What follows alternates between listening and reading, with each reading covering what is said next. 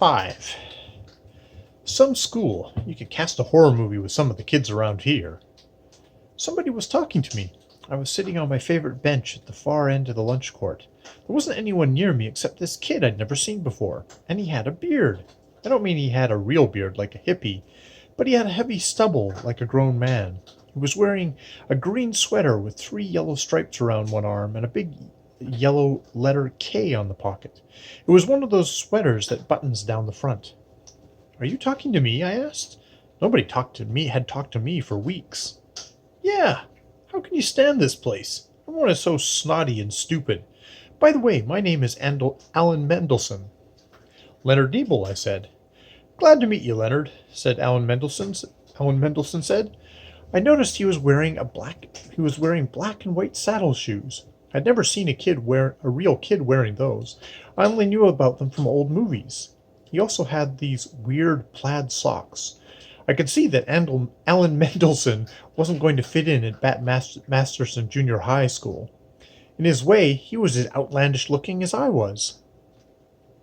"I ought to tell you, I'm sort of a leper," I said. "If anybody sees you talking to me, people are going to treat you as if you had the plague." That came from the stuff I'd been reading about the Middle Ages. There were these lepers. They wore cloaks with hoods. They had to ring a bell all the time. When anyone heard them coming, they'd get out of the way. I used to pretend I was one of those lepers, that I had a bell, and that everybody stayed away from me because they were scared of catching leprosy. It was easy to pretend, except for the bell. Things were just about like that.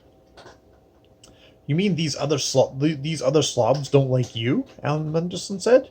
"Tell me what you did to get them that way, and I'll do it too." "You have nothing to worry about," I said. "All you have to do is not look like everybody else, and you're instant garbage." "I figured something like that," Aln Mndlshn said. "These kids have the mental power of a bunch of dandelions. We ought to be able to have some fun with them. Watch that guy walking across the yard." And Aln Mndlshn pointed to a kid walking across the lunch court, eating a sandwich. The wax paper was sort of waving in his face. He was eating and walking fairly fast towards one of the garbage cans placed every 20 feet. Aln Mndlshn put 2 fingers in his mouth, and just as the kid was about 2 paces away from the garbage can, Aln Mndlshn whistled. It was the loudest whistle I'd ever heard. It traveled in the direction of the kid's head, as though Aln Mndlshn had thrown a hardball at him. I could almost see the whistle whiz across the lunch court at the kid. The kid looked around with his mouth full of peanut butter and jelly sandwich. He was still walking at the same rate. Turning in the direction of the whistle altered his course just enough to send him smack into the garbage can, which went over. The kid went with it, his legs tangling with the rolling can. He wound up sprawled in a heap of half-eaten sandwiches, wrappers, and banana peels. "How did you do that?" I asked. The bell rang, ending the lunch period. "I'll show you tomorrow," Aln Mndlshn said. "Meet you here." And he raced off, doing a neat hurdle over the kid who was still on his hands and knees amidst the garbage. It turned out that Aln Mndlshn came from the Bronx, which is a part of New York City. His father had been transferred to a job in Hogborough, and Alan's family had moved into a house in the suburbs of West Kangaroo Park, which is where Bat Masterson Junior High School is located. Aln Mndlshn missed the Bronx pretty much in the same way that I missed the old neighborhood in Hogborough. We started meeting at lunchtime. Alan tried to teach me his special missile whistle, but I wasn't good at it. We started hanging out after school. We became friends. Aln Mndlshn was a lot less shy than me. Although, as I had predicted, all the Bat Masterson kids shunned him, Alan talked to them anyway. He got into a lot of fights. If someone said something that he thought was insulting, Alan might just top them with another insult, or he might just haul off and hit them in the mouth. He knew about 100 ways to trip people or to distract them and make them trip themselves on a bench, a garbage can, or another person. Certain kids who were easy to distract were Alan's special victims. Every time he saw them, he would trip them in a different way.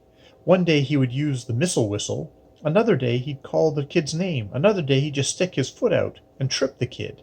He had a couple of trips I wasn't able to figure out. He'd just walk alongside a kid, then turn sharply away, and the kid would go over. A couple of kids got to be so scared of Aln Mndlshn that they just tripped all by themselves when they saw him coming. People looked down on me and ignored me.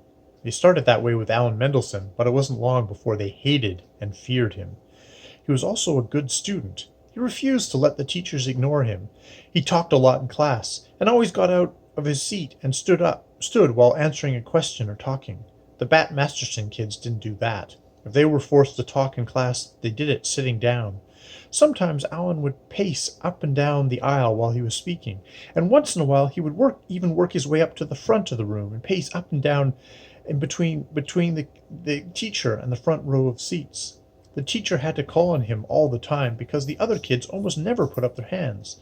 In any class where Aln Mndlshn was enrolled, you were sure to hear from him about as much as you heard from the teacher.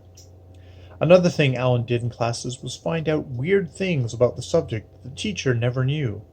Once he started talking about Benjamin Franklin's sex life, and when the teacher shut him up, he brought in all the books the next day to prove that everything he had to say was true. There was a big shouting match between Aln and the teacher, and it ended with Aln being sent to the principal's office. He got sent there a lot. I didn't want to give the impression that Aln was mean or a bully. He was always friendly, even after he'd beaten someone up. He thought most of the kids at Masterson were stupid, and he liked to trip them and play tricks on them, but he never hated them the way they hated him. Aln had a judo book, and most days after school we'd go to my house or his house, which was just like mine, and practice flipping each other. We also tried to teach Melvin to trip people, but it was no use. Aln had over 2,000 comic books. He kept them in a bunch of old wire milk bottle cartons. He had a big notebook in which he wrote down all the numbers and titles of the comics he owned. Aln used to go to all sorts of second-hand bookstores when he lived in the Bronx. He'd pick up old comics and the other books he liked. There weren't any second-hand bookstores in West Kangaroo Park, and Aln said he missed them. We planned a trip to Hogborough to look for bookstores. I felt a lot better about things in the new school now that I had a friend.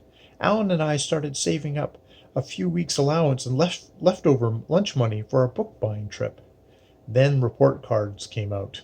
Mine came with a letter from Miss Steele, my homeroom teacher. It was to my parents. It seemed I was failing everything.